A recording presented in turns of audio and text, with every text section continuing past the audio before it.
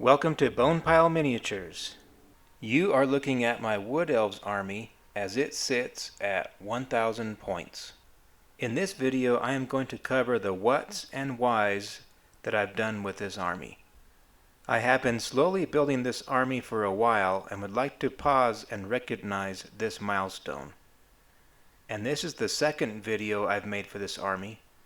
Recently I uploaded a video that is a music slideshow. But this video will be more of a tableside chat. So grab a drink, pull up a chair, and relax. We're going to have a nice discussion about the Wood Elves. So this is the 5th Warhammer fantasy army that I've started to build. And this is in addition to my Bretonnia army, which was my first army, and also my Tomb King's army, a Dwarf army, and a Dark Elf army. And I work on so many armies just for the fun of variety, not only for modeling but also for staging battles. I have found that it is easier to find people willing to play the game with the armies in my collection than it is to find people who want to build and paint their own army, especially since this is a retired game for the time being, and models are hard to find and expensive. Now the reason I started to build a Wood Elves army was purely for the coolness factor. There's a lot of cool elements to this army. I like how they are one of the forces of order, but they are also wild and mysterious and elusive. They can be harsh and unpredictable. And all the dryads and the tree men seem very cool. Then you add the stag riders and the forest dragon. It all seems very fun to add to the mix. This seemed like a fun army, and they really have not disappointed me. And I'm always excited to build more. Now when people see my Wood Elves army, the first thing they comment on is the paint scheme that I used for the army. These are what I call the Moonlight Elves, and they really seem to catch people's attention. But my inspiration for this paint scheme actually came from the Wood Elves Army book, the latest army book. When I flipped through the pages, I found some descriptions of different regions or territories that exist within the Wood Elves domain. I used these descriptions to get some ideas about an army theme. There's a number of different glens that these pages describe, and I considered several of them.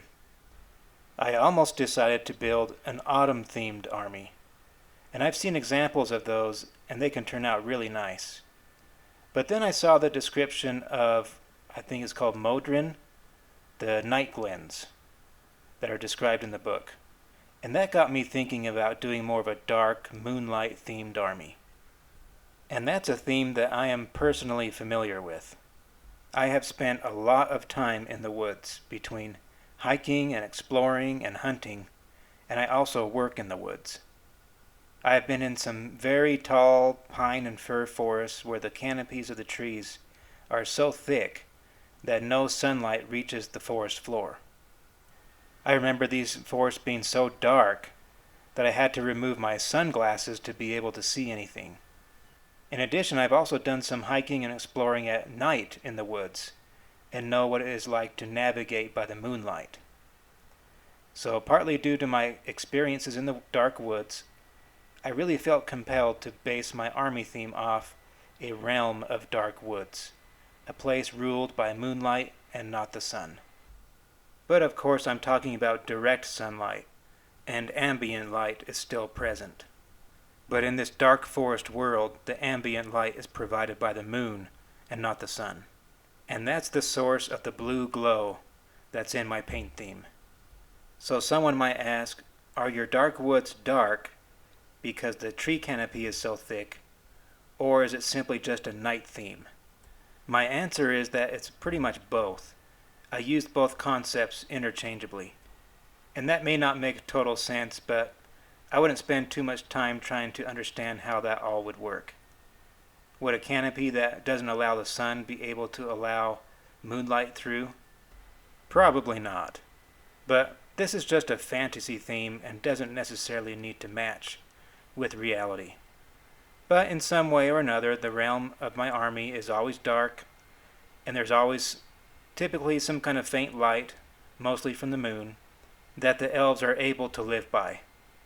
And even sunlight that does penetrate through the trees is highly attenuated or filtered by the foliage. Now when it comes to the color palette, I decided to look at some photographs of woods at night, or under moonlight, and try to judge what colors stand out to me. So here are some images that I found that jumped out at me as I searched through the internet. I specifically searched for moonlight forests. And as I look at these photos, I see a lot of black, but there's also some green of different shades. Some bright and some dark. But some light filters in as blue. And I don't know why that is, but I thought that that was striking. So there's some dark blue and some light blue. I also noticed that light and shadow in these settings was very broken and streaky. So then I decided that that's how I would paint my army, with these colors, and different light intensities, and streaks of shadow. And like I've done with a few of my other armies, I did write a background story for these elves. The story centers on a hero and a wizard, and it is a longer story than the other ones that I've written. It is, I think, 8 paragraphs, and it is found on my hobby blog, which is bonepileminiatures.com. And I will provide a link to it below, and I think it is worth a few minutes of your time to read. But the basic idea is that these elves live in a magical, moonlight-dominated realm, and there's an ethereal ram that is part of the lore that also has a corresponding constellation in the stars. And I don't want to go into all the details here, but the wizard is the focus of all this magical lore.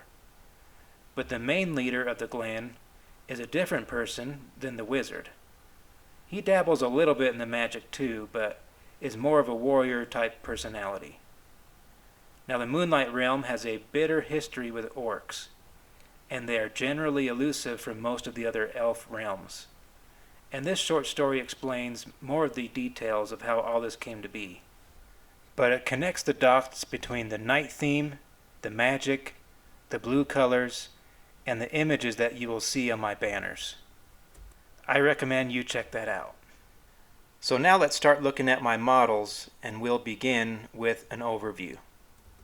This army has 2 characters, a glade captain and a wizard. And he is played as a level 1 wizard most of the time. And then looking at the front of this formation, there's a unit of 15 Glade Guard on the left and a unit of 10 Deepwood Scouts on the right. And then in the back there's 15 Dryads on the left in a skirmishers formation, and then there's 20 Eternal Guard on the right. So let's have a closer look at these units. And I'm going to begin with the wizard. And he is typically played as a level 1 wizard, as I just mentioned. And so that makes him a spell singer, I believe.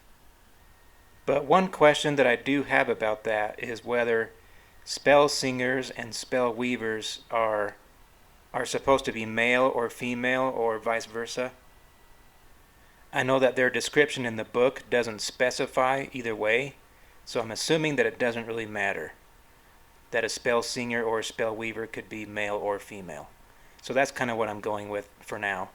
If someone knows any better or has information from previous versions or editions of Warhammer, I'd appreciate a little drop in the comments in the section below. Now this model is a metal model, and I found him on the Reaper online catalog. And when I saw this wizard, I knew he had to be a part of my army.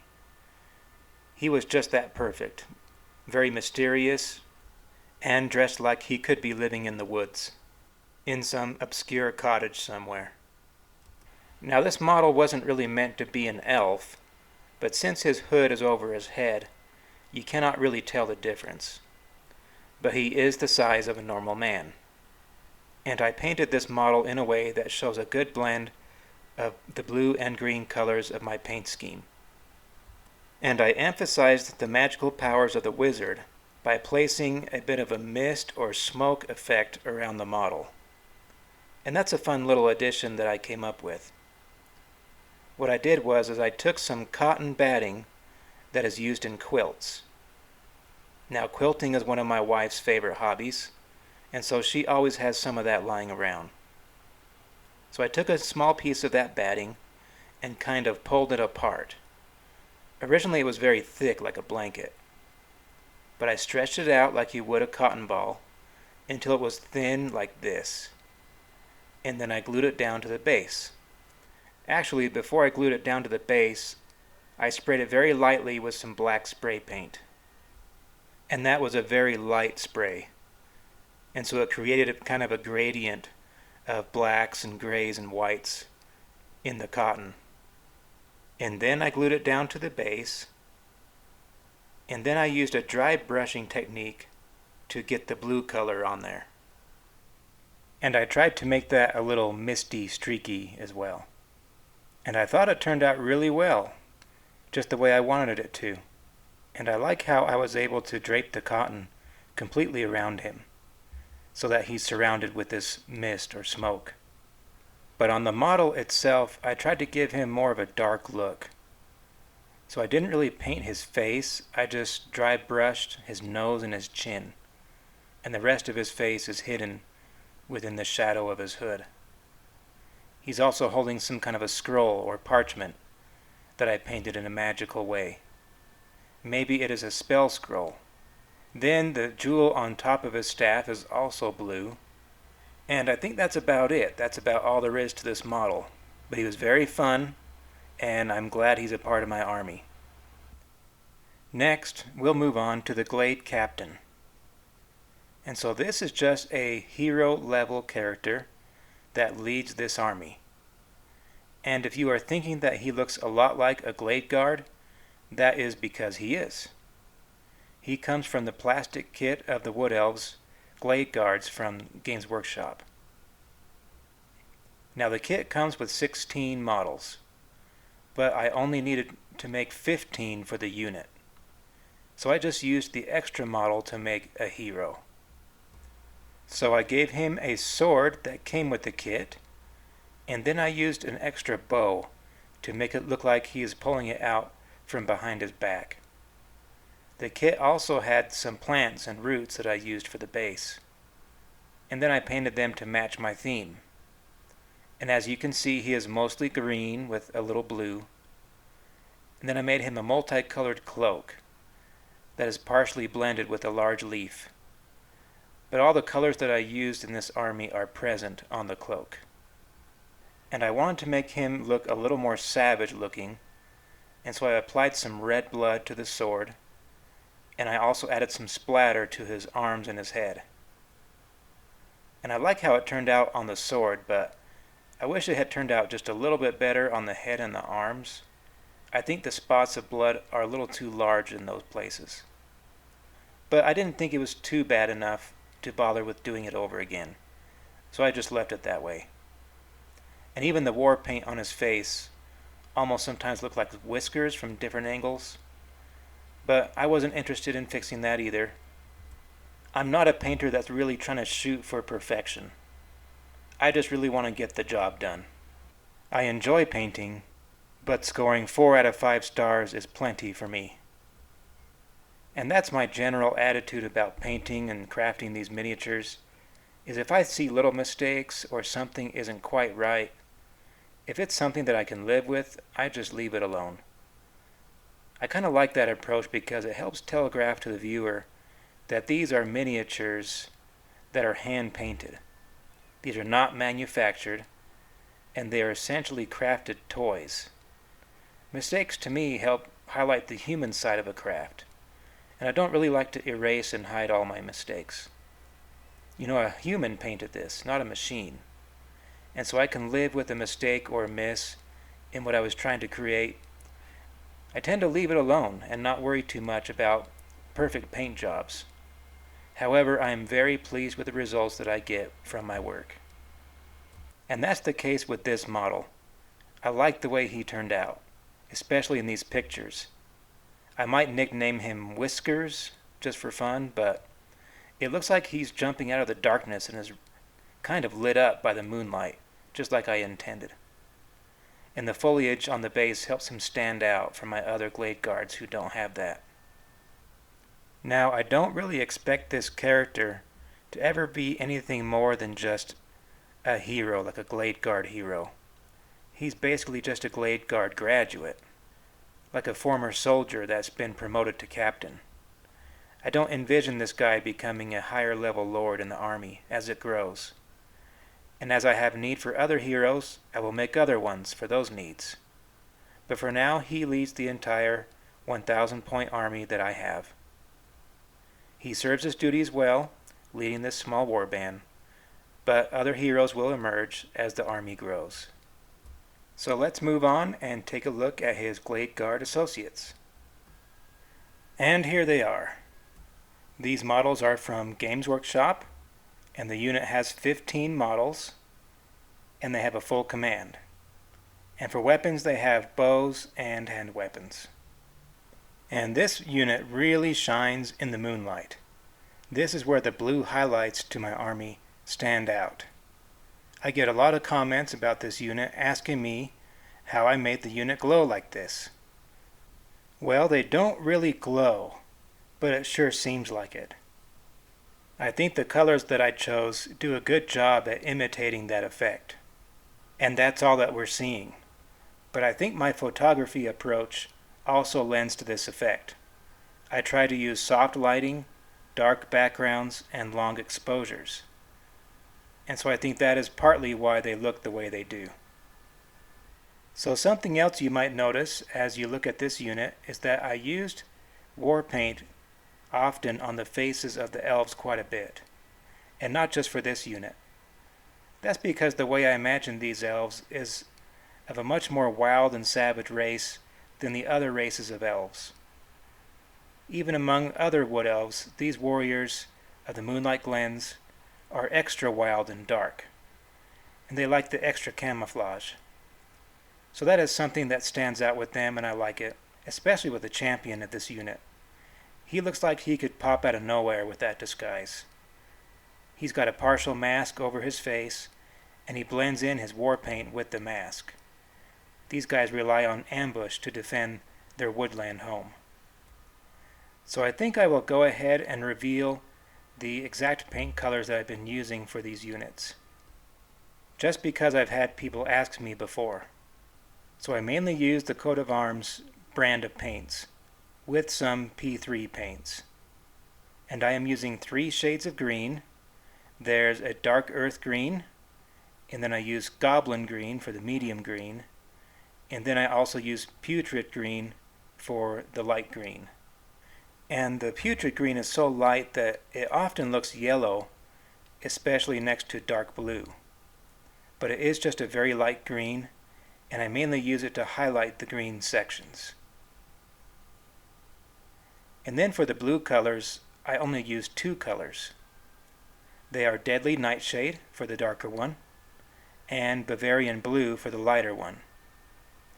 Now the fun thing about the Deadly Nightshade color is that it is very dark, but if you thin it down or apply it very sparingly, it can actually portray a nice range of shades in the dark blue spectrum. And so it kind of highlights itself if you know how to work with it. And that's why I don't really need a medium blue, because the darker blue can look medium if I thin it. And then I just use the Bavarian Blue to highlight the blue sections and give that moonlight glow. I also use a golden yellow, and yellow is a great highlighting color that works with both blue and green. And if you find the right shade, it fits in perfectly. For that, I'm using the P3 sulfuric yellow, and I use it for the bowstrings and for some of the elf hair. It just helps the whole thing pop given the overall darker palette. And then there's just a lot of dry brushing involved all over these models to get the right glow on them. So that's probably all you need to know about the color scheme. Other colors are very minor, like the browns and such. Now the banner for this unit is very interesting. It is basically a wooden banner. but I wanted it to fit in with the magical moonlight of my army.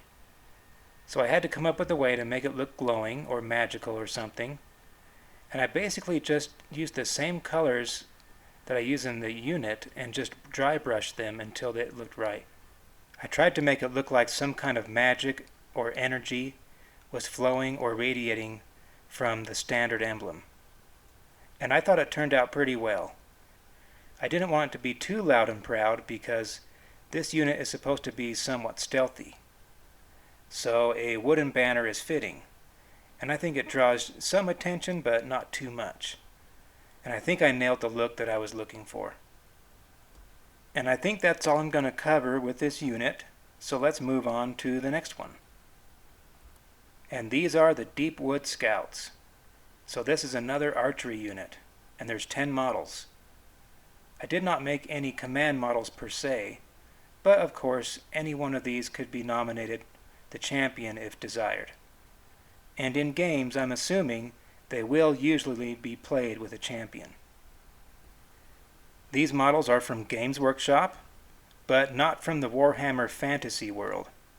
They come from the Middle Earth line, and they are the Mirkwood Rangers that are available today. Now, it would have been easy for me to just acquire another box of Wood Elf Glade Guard to make the Deepwood Scouts.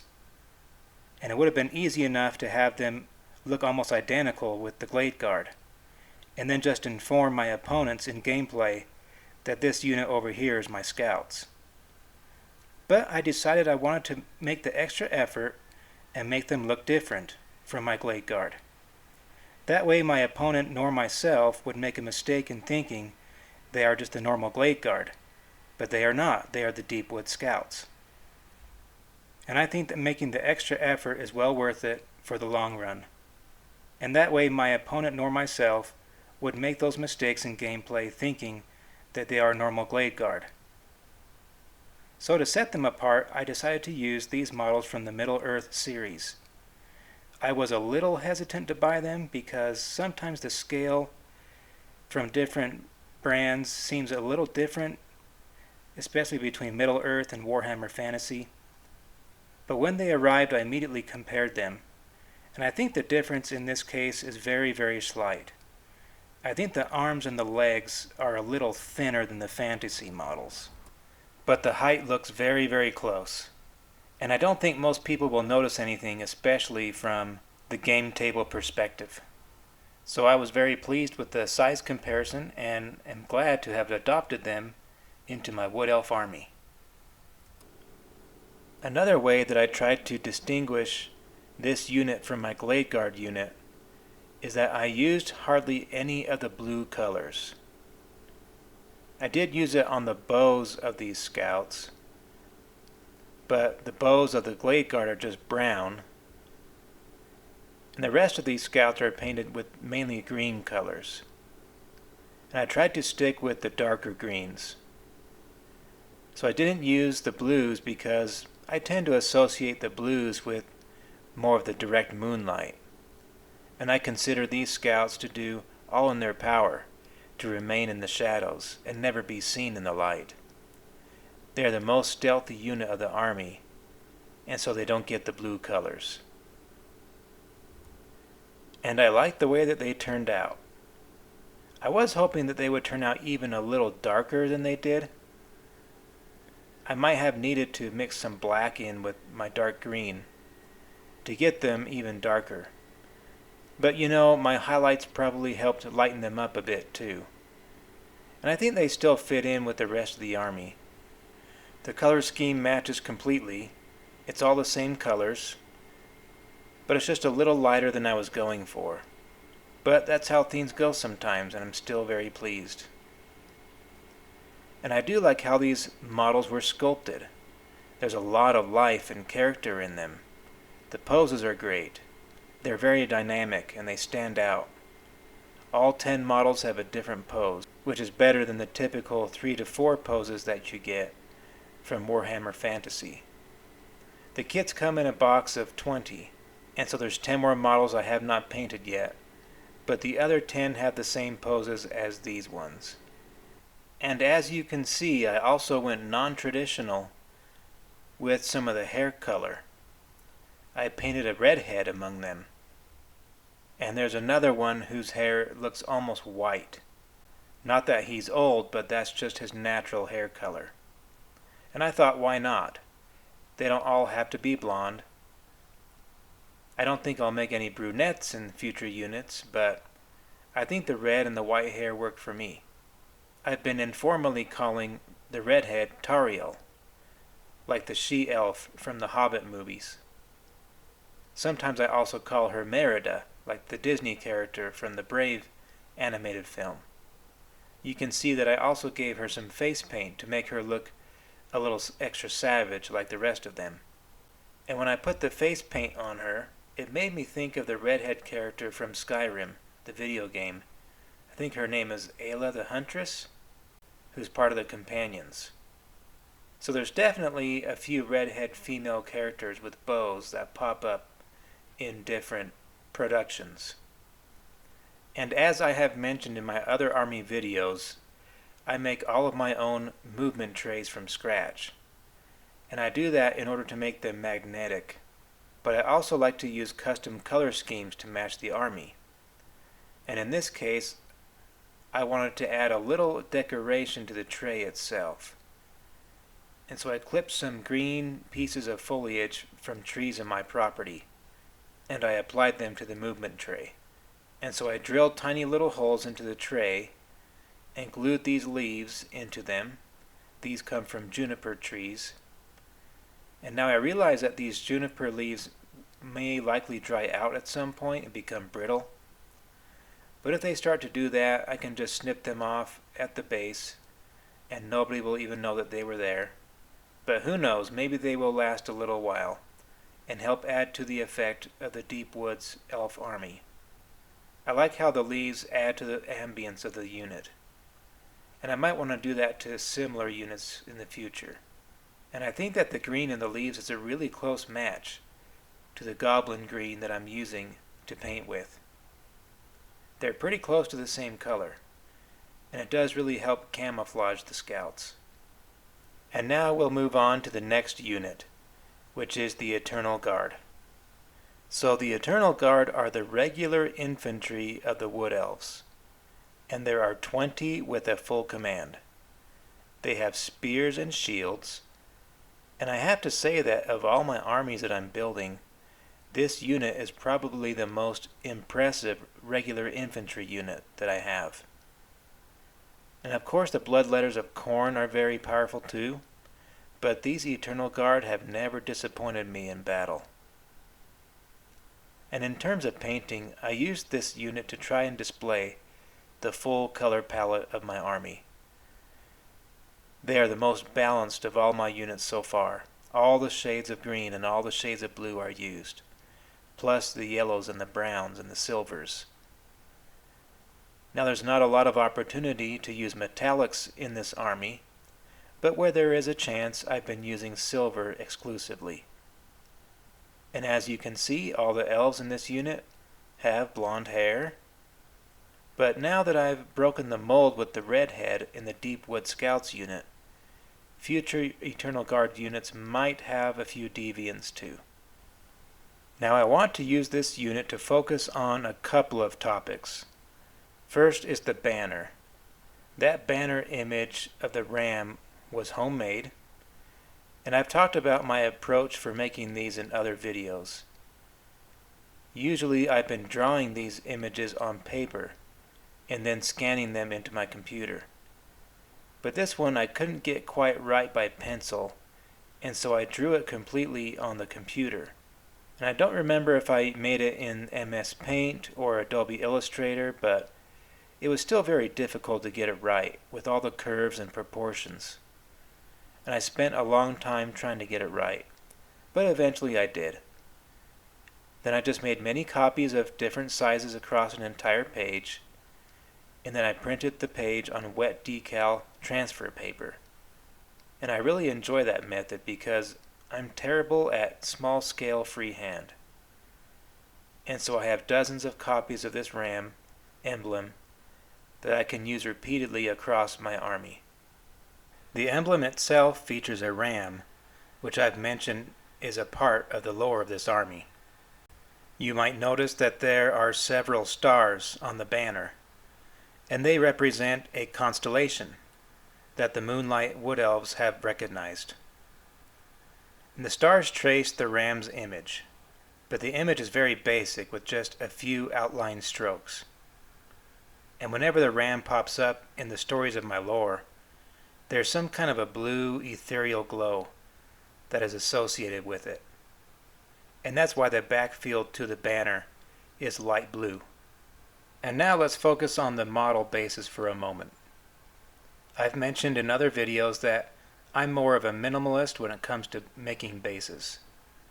For these units I've been showing, I've mainly just been painting the bases. And I'm using the same blue colors with spotty, streaky application that you see throughout my army. And I've added a little bit of medium green flock to the bases too. And that gives them more of that look of broken light and broken colors and broken textures. And I like doing these bases a little bit differently.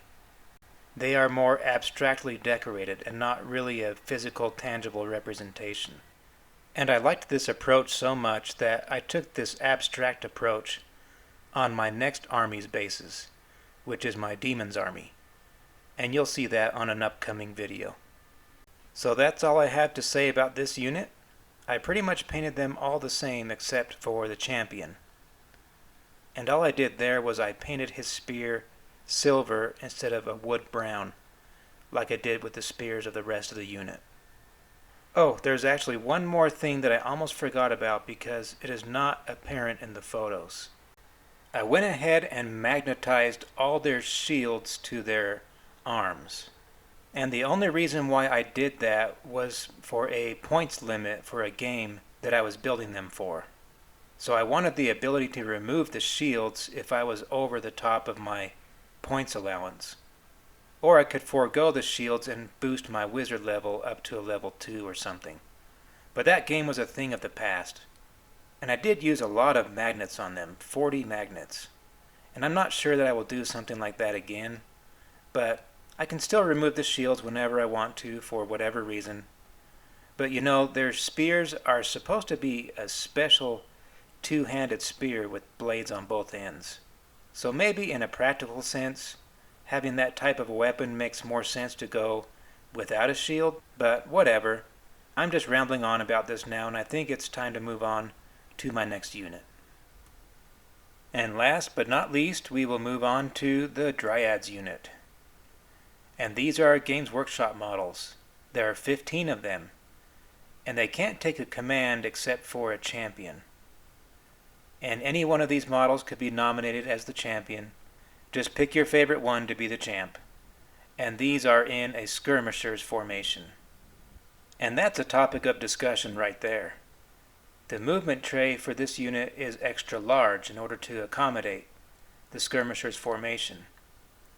And when it comes to any skirmishers in my armies, I'm a little torn about making these skirmishers trays. They take up more space in storage, they require more material to build, and more time. But the benefit to these is that they are automatically deployed to the battlefield in their intended formation. Sometimes I've thought that I should make 2 trays for each of these units.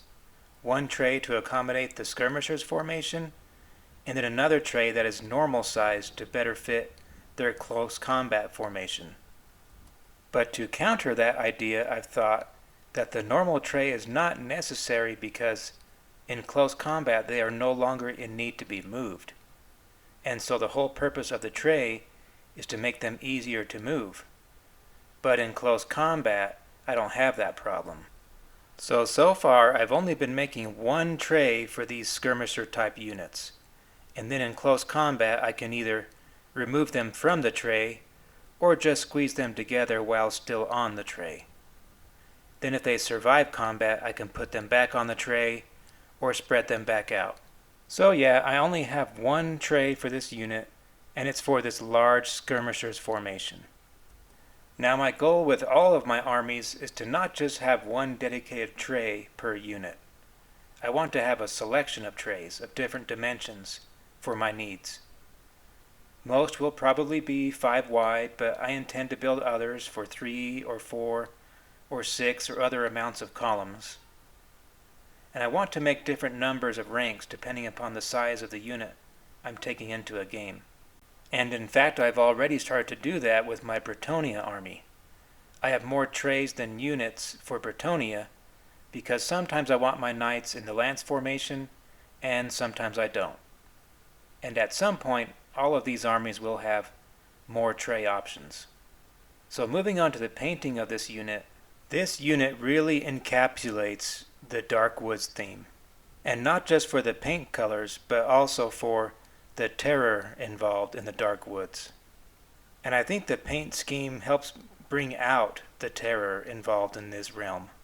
They bring out the dark, creepy ambience of my Moonlight realm.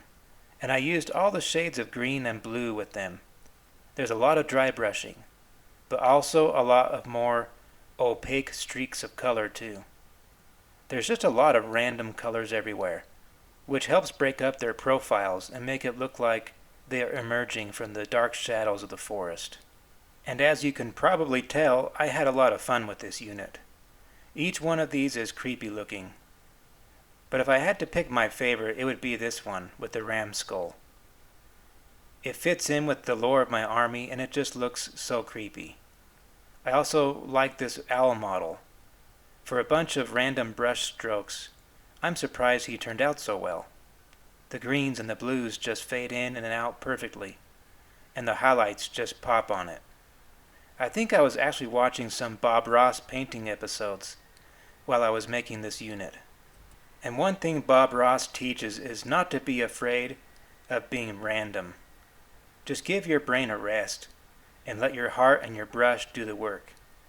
Let the streaks go wherever they want to go. Don't plan every stroke. Allow yourself to be random and then just work off of what that creates. And that was my approach with this unit. Just let the colors go wherever they want to go and build off of that. There's a lot of randomness to nature. Nature is not completely random, but there's a lot of it. And like Bob Ross would say, I don't make mistakes, just happy little accidents. And I couldn't be happier with how they turned out here. And these dryads are just the beginning to the nightmares that I plan to compose with this army. There will be more dryads and other magical entities that will emerge from the Moonlight realm. So I think I'm going to end this discussion right here. I will make an update video when I reach another big milestone with this army. And I can't wait to get this warband into some fun battles and see how they do. And I plan to share some of that on this channel. Well, I hope you've enjoyed this tableside chat, and I hope to see you at my other videos. Thank you for watching.